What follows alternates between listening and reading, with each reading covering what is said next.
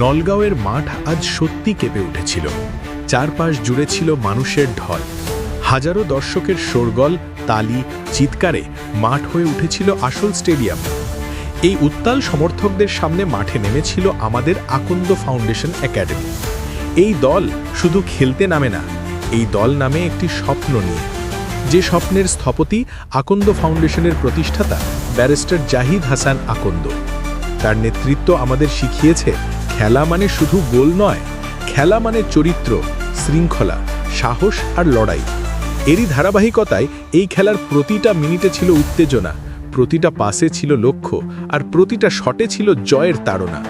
এটাই খেলার সৌন্দর্য, ঘাম, পরিশ্রম, বিশ্বাস আর একসাথে লড়াই করার শক্তি। কঠিন সময়ও এসেছে, কিন্তু ছেলেরা মাথা নত করেনি, লড়াই করেছে শেষ সেকেন্ড পর্যন্ত। শেষ পর্যন্ত টাই ব্রেকার, মুহূর্তের সিদ্ধান্ত, ভাগ্য আর সময়ের খেলা।